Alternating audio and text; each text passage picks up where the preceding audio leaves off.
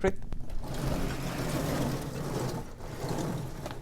So I'm going to be talking about communication complexity, and in particular about the power of randomness in communication. So how many of you have heard about communication complexity before? Okay, that's good. So I won't have to go too much into it, but let's just define the basic models then.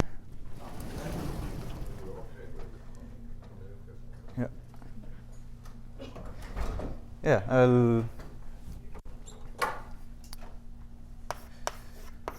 so of course we have two players, Alice and Bob. Alice has some string x, Bob has some string y. They want to compute some function of x and y, and they do that by sending messages back and forth. So for instance, what's an easy function that they compute? Maybe they want to figure out whether x plus y is even or odd. Well, then to solve this, Alice can look at her input, compute that mod 2, send that to Bob. Bob computes his input, mod 2, adds the two things together, and then he can say the answer.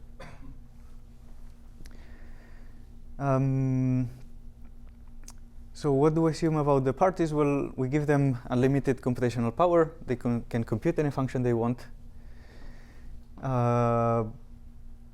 But we ask them that when they talk to each other, they must be deterministic. Right? That's the deterministic communication model. And the cost of computing a function then is how many bits they send back and forth.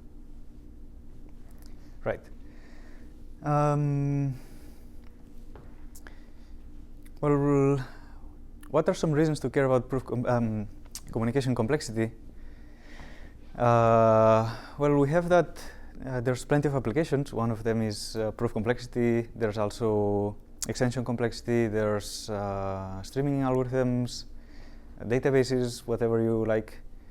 But one of the reasons I care about proof complexity, communication complexity, is that you can just go and write something like P is not different from NP, and no one will complain.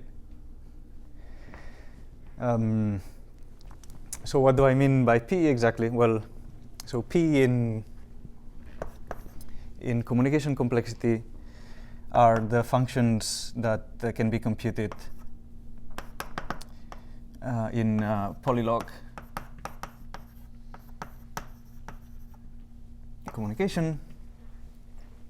And then we have an analog of this, which is non-deterministic communication, where you get an oracle that tells you some information, and then you just have to verify that is correct.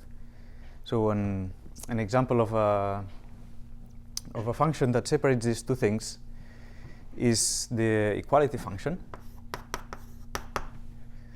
where the function that they have to compute is just say, well,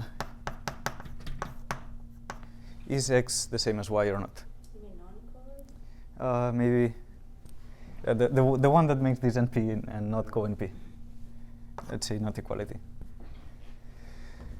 So if they want to solve this deterministically, then you can show that you need to really Alice needs to send all of her input to Bob, and Bob say 1 bit, so that takes n plus 1 bits. Deterministic communication. However, if you have an oracle that tells you one position where they differ, then they can just, so Alice sends that position, Bob sends that position, they verify that they're actually different. So the only cost is the log many bits that you need to specify the index. Okay. Well, that's great. Equality is an NP. Again? Equality is an NP. Non-equality. Yeah. Yeah. Turns out that you can also not only say that P is different from NP, but you can also say P is different from BPP. And again, one function that illustrates this is equality. So let me give you a randomized protocol to solve equality. We're going to do the following. So sample a prime.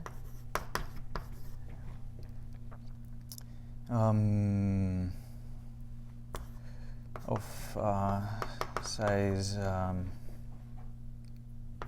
about n.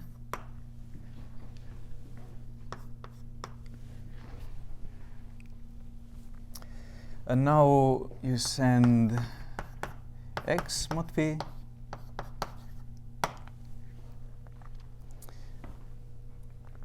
that x is Alice's input. Alice sends that to Bob. Bob now can compute x mod p and y mod p. If they're equal, then say equal. If they're not, then say not. So what happens with this protocol? Well, if the numbers are equal, then no matter which prime you sample, you're going to get equal x mod p and y mod p. So the protocol will always work in that case. If the numbers are different, well then maybe it will work, maybe it won't. But with high probability, the prime that you choose will be one such that x and y are different. So you can show that with probability about 3/4, this is going to be correct.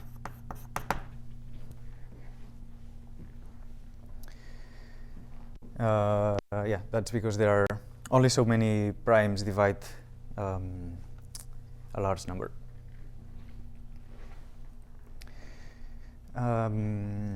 So yeah, this is a randomized protocol. It is in BPP. It's also in RP, which would be the one-sided error. But in general, in randomized protocols, we allowed bounded error in both sides, right? So BPP are functions that can be computable with polylog communication. We have randomness and two-sided error.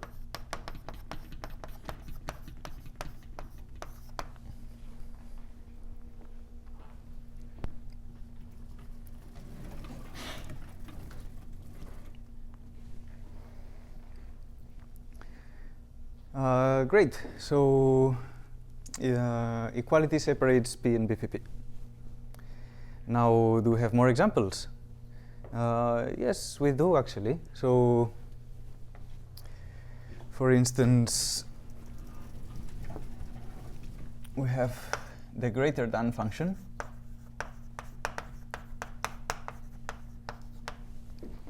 So that's given x and y, you want to figure out whether x is greater or equal than y or not. We also have small set disjointness.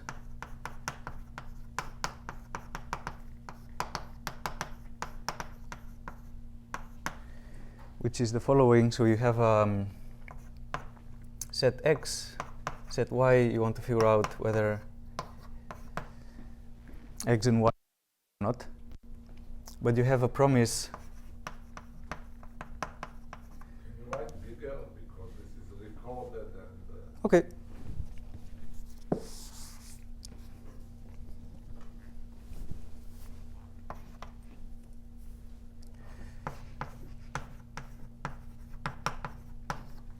You have the promise that x, size of x is more than some k. Size of y is also smaller than some k. So these are two problems that you can also do using two-sided error randomness. And in fact, greater than is something that you seems that you do need two-sided error. So one-sided error is not enough.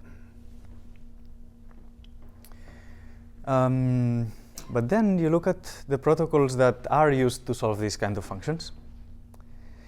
And it turns out that the only thing that they use is some hashing. Right? So for what did we do to solve equality? Well, we just found a hash for x and y.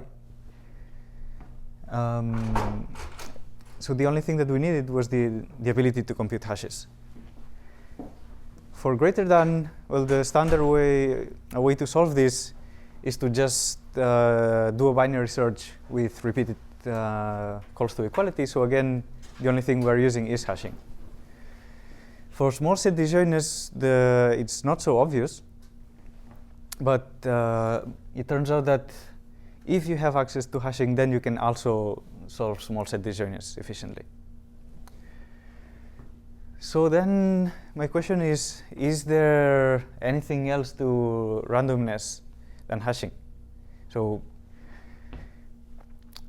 if the players had the ability to do hashing here, would they do the same as using any kind of randomness, or is there something else to it?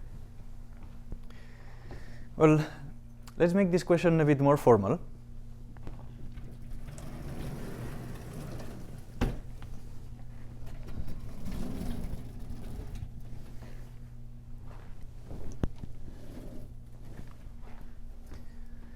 So to make the question formal, I'm going to define another model of communication, which is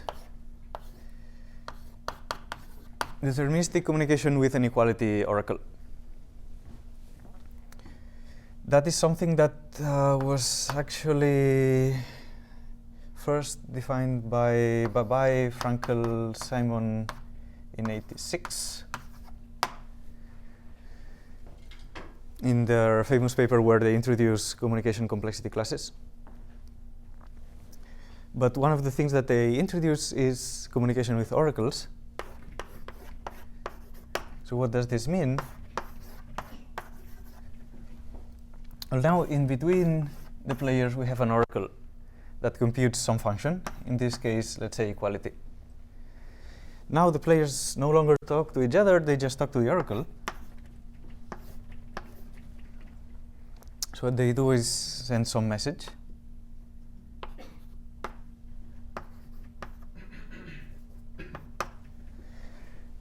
And now the oracle replies back and tells them whether the messages that they sent were equal or not. Right? Well,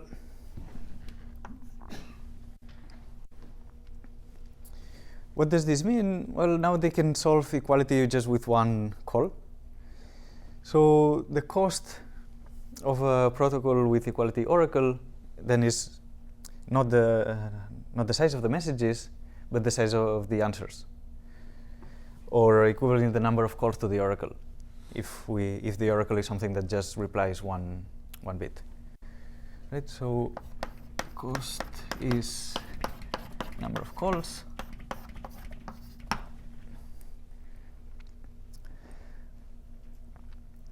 And, oh well, how does this model compare to, say, deterministic randomized communication?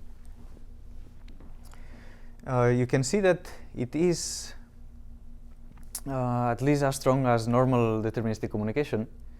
Because imagine that Alice wants to send a bit to Bob. Well, then she sends a 1. So she sends the message. Bob sends a 1. And then if the numbers are equal, then the oracle says 1 to both. If they're different, the oracle says 0. And since we claim that randomized communication can compute the equality function, well, we could always simulate a protocol that uses the equality oracle by forgetting about the oracle using randomness, and simulate every call by computing equality. So we have that P is in P to the Q is in BPP. Of course, this is not strict because equality separates these two. This is strict.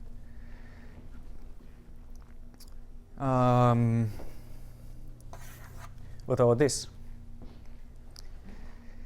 And yeah, by the way, I consider equality to be representing hashing in the sense that it is what we need to solve the equality function. Right? So if you accept that having an equality oracle models hashing, then what we are studying is communication with hashing.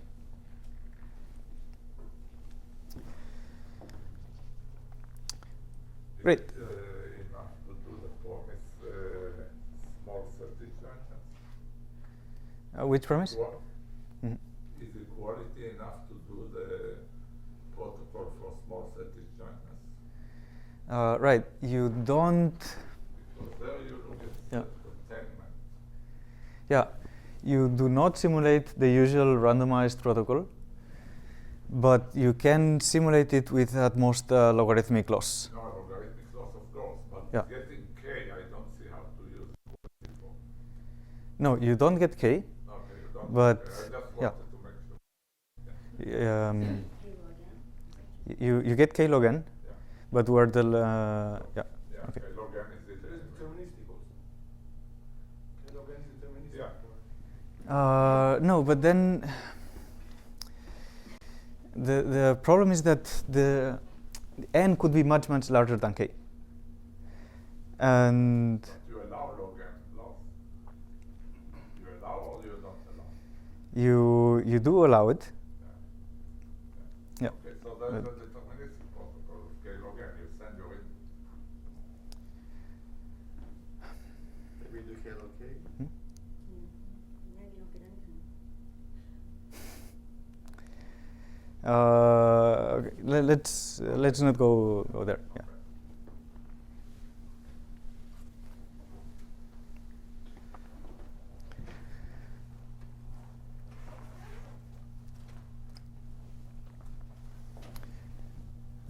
Yeah. So what happens with p to the q versus BPP?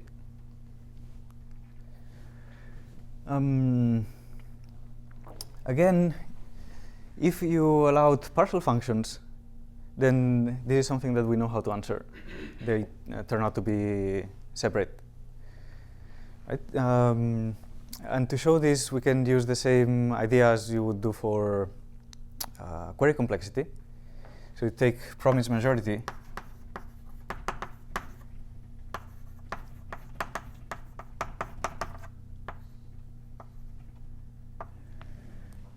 This is what I mean by this is what you want to figure out whether some string z has more zeros or ones with a promise that it either has at most n over 3 zeros or at least n over 3 zeros, 2n over 3 zeros. This is a query complexity problem, not a communication complexity problem. But this is what you would use to separate deterministic decision trees and randomized decision trees. Right? How can we make this communication problem? Well, we use an idea that has worked great to do this kind of translations, which is lifting. In this case, we compose the majority function with a function. So we do majority compose with parity of 2 bits. So this means that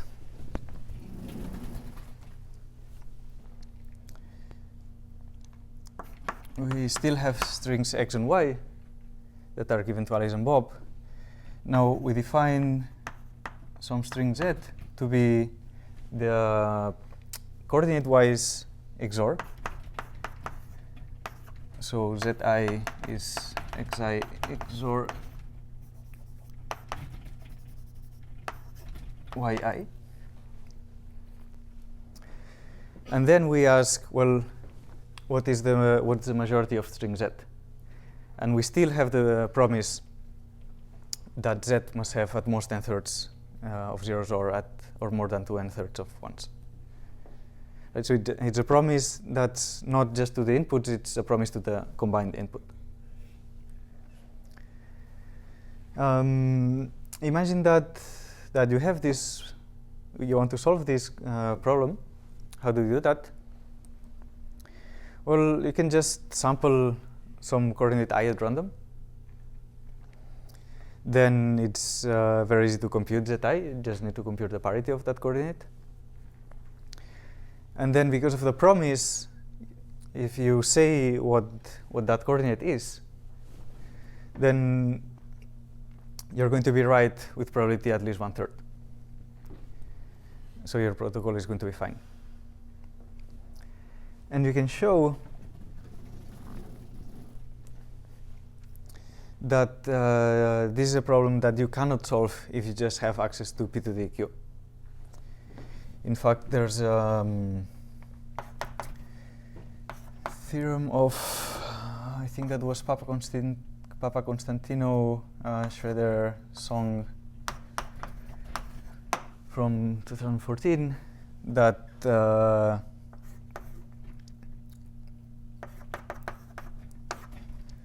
cost of this is linear. Right. So we know about partial functions, but of course total functions might be a completely different thing. We know that that is the case in query complexity. It's also the case in communication complexity. So in communication for total functions, we have that p is the same as np intersection co-np. For partial functions, that is not true. So what about this question now for total functions? Is p to the q the same as bpp for total functions? And it turns out that, again, it's not the same. And I'm going to give you an example of a function where it is not the same.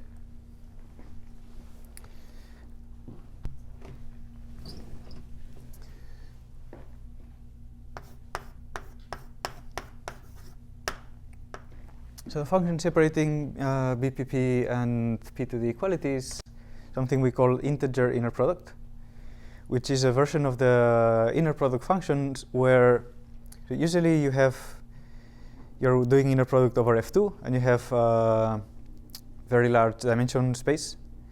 Now we're going to do the opposite. We're going to work in some large domain, but the dimensions are going to be small. So let's do this more slowly. It means that we're going to have t coordinates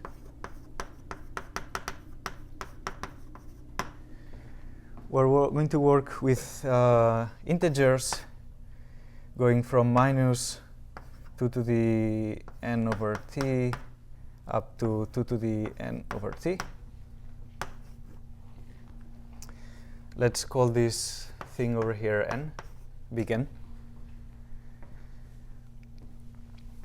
And now, well, Alice and Bob just get two vectors. So x is x1 up to xt. Bob get y1 up to yt. T is usually going to be a constant. So if think of t as a constant, and these are integers between minus n and n, minus large n and large n. Right. The function that they have to compute is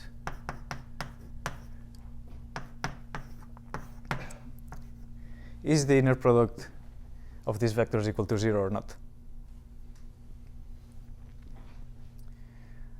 Well, first sanity check is, can they do this using randomized communication? And they can. So again, using the same idea that we used over here, sample a random prime, is going to work. So they can sample a prime,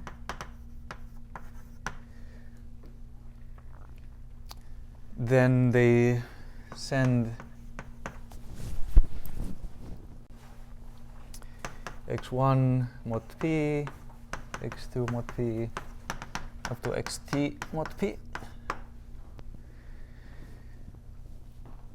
Now Bob has all the information he needs to compute inner product mod p. So he does that, and then if he gets a 0 mod p, he says yes. If he gets different, he says no. And again, well, it turns out that it's something where you have one-sided error. So if they're equal, you're always going to say yes. If they're different with high probability, you're going to say no. So good. There is an upper bound. And next, we have to prove a lower bound. But how do we do this?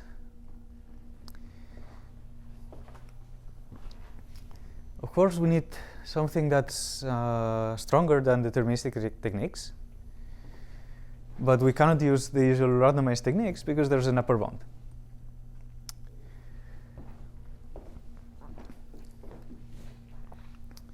Well then, let's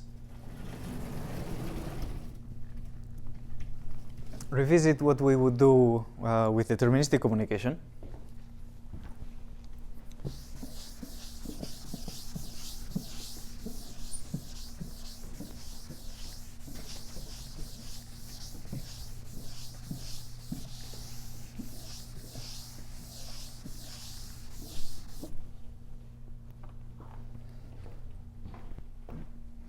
Right, for instance, how do we prove a lower bound for equality? Well, to do that, we just look at the communication matrix for the equality function, which is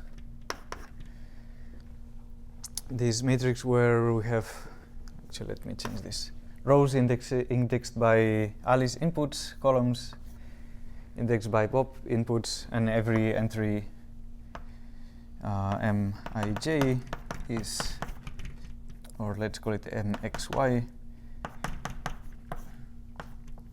is the value of the function at xy. What we have in deterministic communication is that every time that a player sends a message or a bit, the matrix gets split into two parts.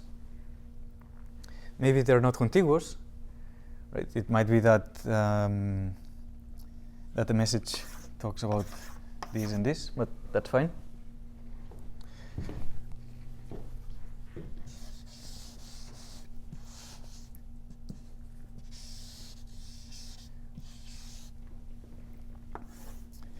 The important part are that these shapes are combinatorial rectangles. Right, so they are sets such that if you permute the rows and columns, they're going to look like a rectangle. And you keep doing that until eventually you reach a partition where all the rectangles have either zeros or ones, so they're monochromatic rectangles. And now you can use this thing to prove a lower bound for the equality function. Just doing the following. So after sending c many bits, the number of rectangles that you get is 2 to c. And the matrix of the equality function is nothing but the identity matrix. So you can show that each of the rectangles in the diagonal needs to be on its own rectangle. Therefore, you're going to need to do the n rectangles, meaning that you really need n bits to compute that. Well, could we try to do something similar using the equality function? Kind of. So for this, I'm going to introduce a slightly different model. So instead of having an equality oracle, we're going to have a greater than oracle.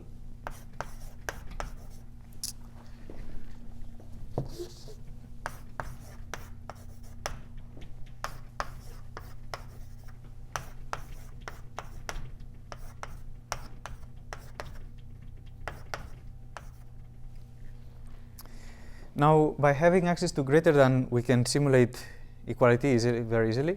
If you want to compute equality, just send x and y and x and minus y.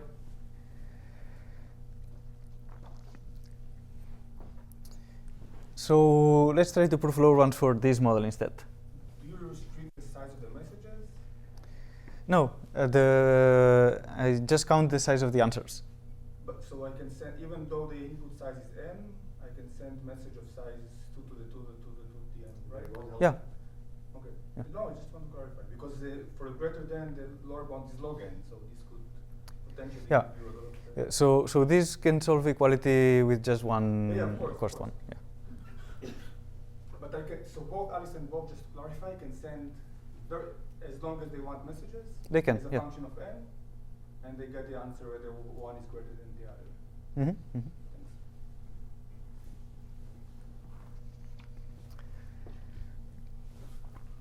Okay. So let's try to look at what happens when we communicate using the greater than oracle.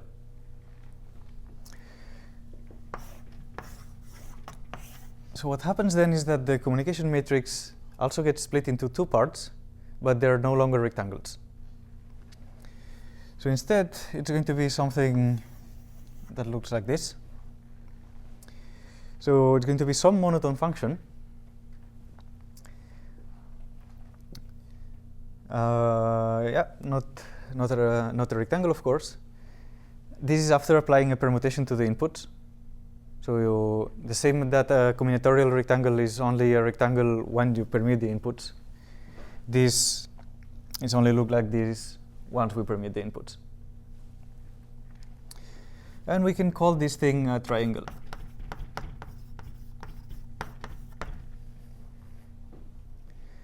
So we could try to use a similar approach here and say, well, if you send C many bits of communication, then you're going to partition your input into 2 to C intersection of triangles, and we're going to be happy.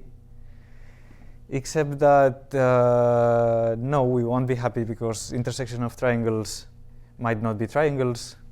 If the permutations that you use here are different, then this is going to break completely.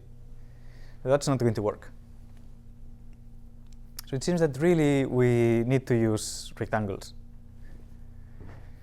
Well, how could we do that? Let's then partition these triangles into rectangles.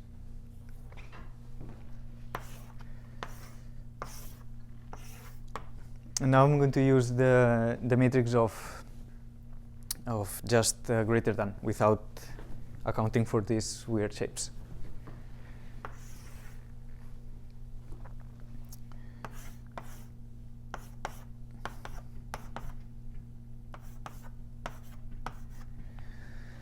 What we could do is something like this. Say, well, if you send the if you're trying to compute greater than, well, just let's give this further refinement for free. As in,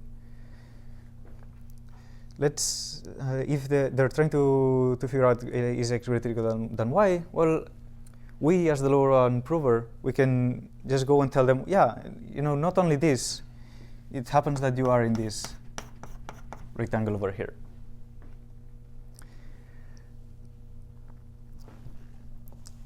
Why would we do that? Is this a good idea or not? Turns out it will work. But I hope that you're convinced that doing this is a more powerful model than p to the greater than.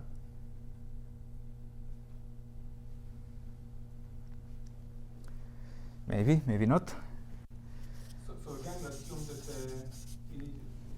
operationally, what does it mean? So not so when they send two messages, then they get what information do they get from the oracle? So it's going to work like this. So first the players figure out what their protocol is, and tell that to the oracle. And the protocol is in that model where they send messages. And Yeah. Right. Okay. Yeah. So now the oracle looks at each call that they're going to make to it, and it divides the matrix that he would give into these rectangles, and then he tells the players which rectangle they happen to be in.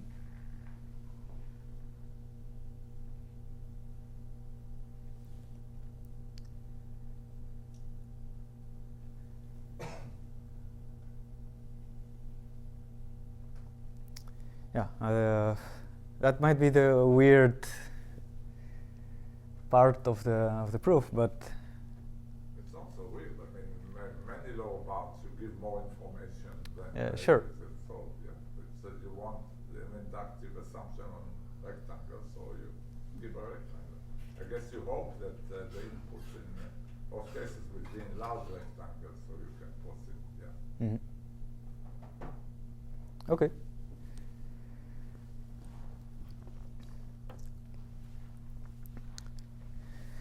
Great, then let's try to prove a lower bound for this model. Again, can we do something like this case, try to count the number of rectangles? Well, no, we cannot do that. That's because when we are splitting the matrix into rectangles, so okay, that's one rectangle, but that's two, then that's four, and so on. So just to divide the matrix into rectangles, you're going to have to the n rectangles to begin with.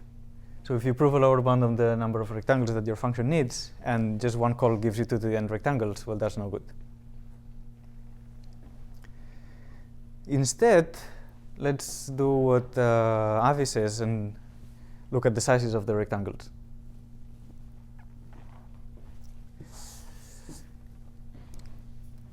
So of course, this rectangle is much larger than the rest, and many times the inputs are going to fall in this rectangle. Let's try to count something that's not the number of rectangles.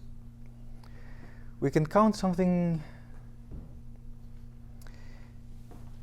that's a bit more fine-grained, which is the perimeter of your partition.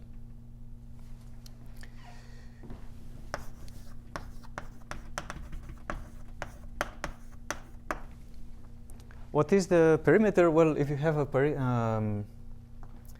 partition, let's say P, which is some set of rectangles, Ri is some AI times Bi. Then, well, we want to count the sum of perimeters of all of these rectangles.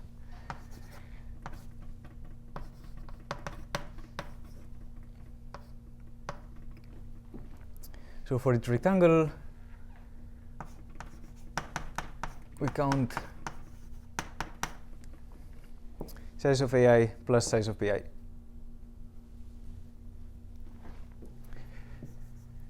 So what happens now with the greater than partition? What is the perimeter of this? Well, we have one big rectangle of size 1/2 times 2 to the n plus 1/2 to the n. So that's one rectangle times this. We have these two rectangles that have size 1 quarter times 2 to the n plus 1 quarter times 2 to the n. Now we have 4 up to 2 to the n minus 1, something that has size 1, 2.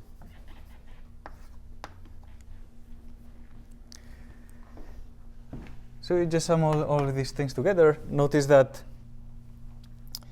these summands are all the same. So this is 1 times 2 to, yeah, it's 2 to the n plus 2 to the n plus so on. And that is n times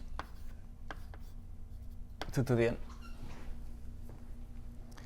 Well, is that good or bad? I claim it's pretty good, because we started with a matrix that had perimeter. So if it was just one large rectangle, that is 2 to the n. The perimeter of that is 2 to the n. And by doing this, the perimeter only increased by a factor n. While if we had used some other function, well, the worst case, we could have got something like 2 to the 2n. So this is really, really much better than using something else. So that sounds great. Now we can use this approach that we had over here and say that if you can prove that your function has a large perimeter, and you can prove that every time that you make a call to the oracle, your perimeter only increases by n, then we'll be able to prove a lower bound.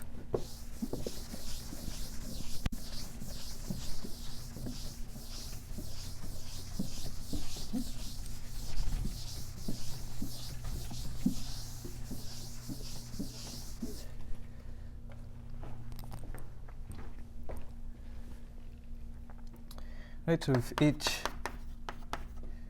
call increases perimeter by n, and we can prove that this integer inner product function has perimeter something of the form 2 to the n times exponential in n, then we'll get n over log n lower bound.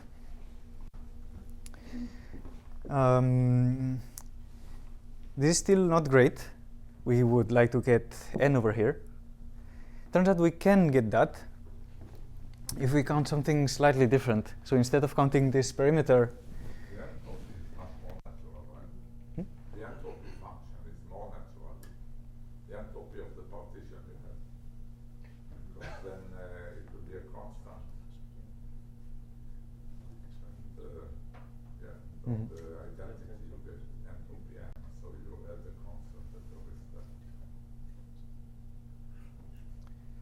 okay, we did not try entropy. Might work. I was very close because that's what Yeah. I thought you were going to do. So. No, but you should think about it. What worked for us was something that we call eta area, which is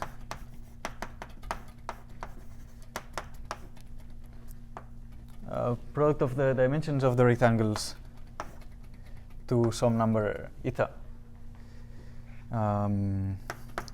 Eta between 1/2 and 1.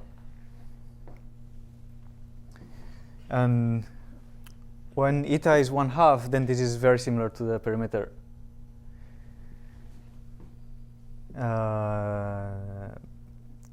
What works for us is to take something slightly larger than 1/2. Yeah, and then you can show that this sum gets you a constant increase as well.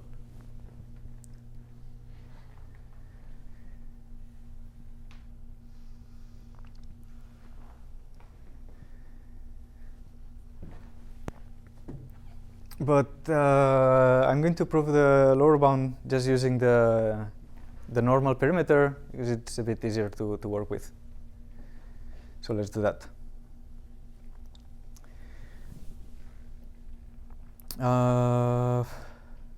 Right, so the claim that each call increases the perimeter by n is, well, if you have this kind of matrix, then it's easy how to say it.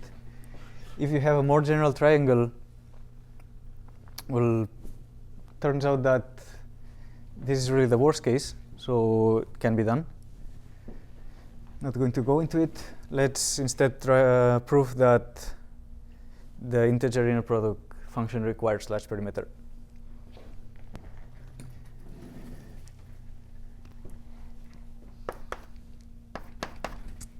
So this we do with a more generic lemma saying the following, that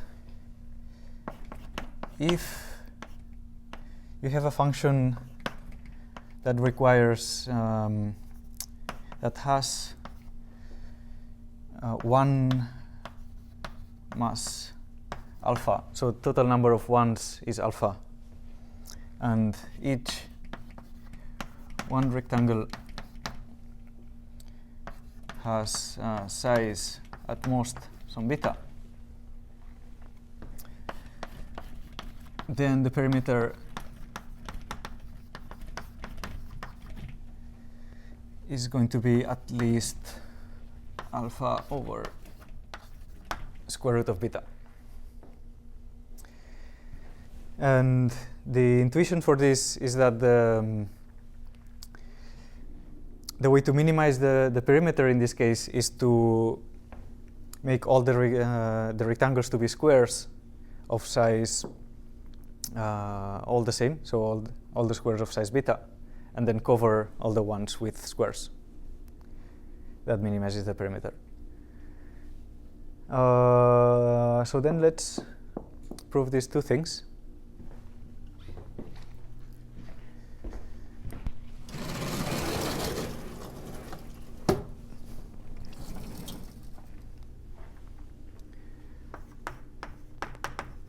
So claim one is then. Fractions. This is actual sizes.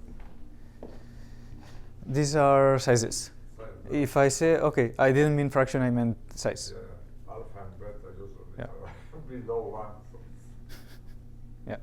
So by size there you mean, yeah, you mean length times width. Yes.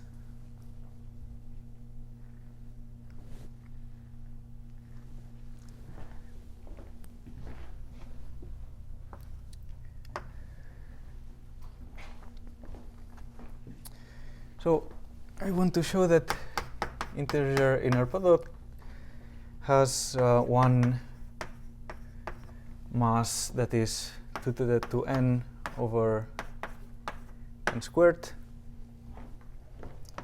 And I want to show that integer inner product has rectangles of size at most, I think that's n to the 6th. this is independent of t. This is when t equals 6.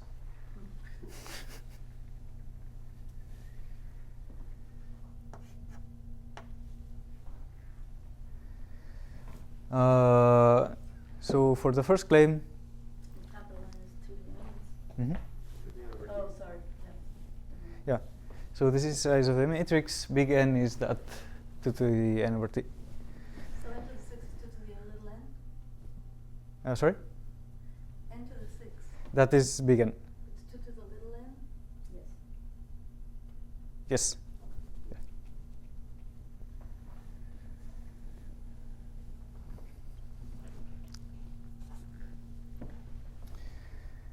Okay, so how do you do this? Well, just look at the look at the inputs. So separate x as x1 up to x3 and x4 up to x6. So let's call this thing x prime, and this is x double prime. Same for y. So now what we except that we are going to negate the second part. So y is going to be y prime and minus y double prime. And now this inner product is 0 if and only if inner product of x prime and y prime equals inner product of x double prime y double prime. But now this assume that the numbers are equidistributed. Assume that we are picking x and y randomly. Then what you're getting here is some number that ranges from minus 3n squared up to 3n squared. Same over here. So that the probability of getting a collision over here is 1 over n squared. So that's why you get this total mass over n squared over here.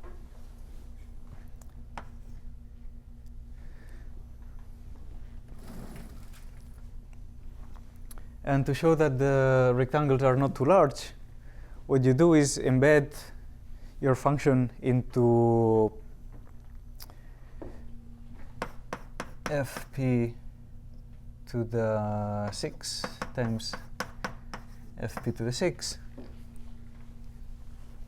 where p is some prime that's larger or equal than big N. And then this thing now has at least as many zeros as the original function has. And what is a rectangle over here? Well, if you have a rectangle that's where the inner product function gives you 0, embed A into some A prime and B prime that are linear subspaces.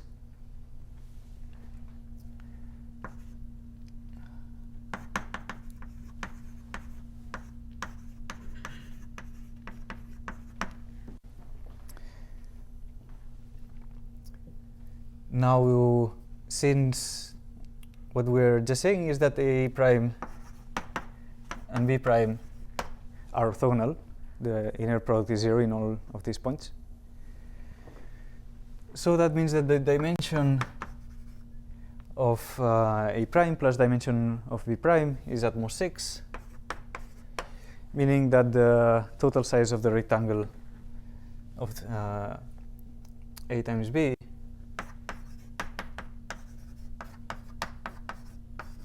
is at most 10 to the 6.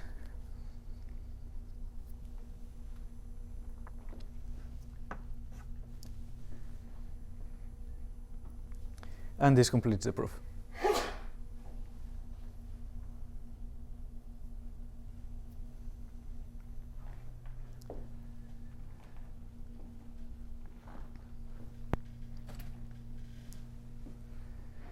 Yeah, some open problems that you might ask from this is, for instance, well, we showed that p to the q is not the same as bpp. But we also discussed that equality could be done in one-sided error. So you could also ask the following question: is p with one-sided error the same as BPP? No idea. We've been working on that. What we can answer, though, is what happens if you now, So that's for total. that is again for total functions. So it's known. For, yeah, it is known for, An example. yeah. What we do know is what happens if you gave an integer inner product oracle. So again, for any fixed t, we can show that this is not the same as VPP. And the proof uses essentially the same technique, and the separating function is an integer inner product with a larger t. That's how it works. But RP, no idea. Yeah, so let's leave it here.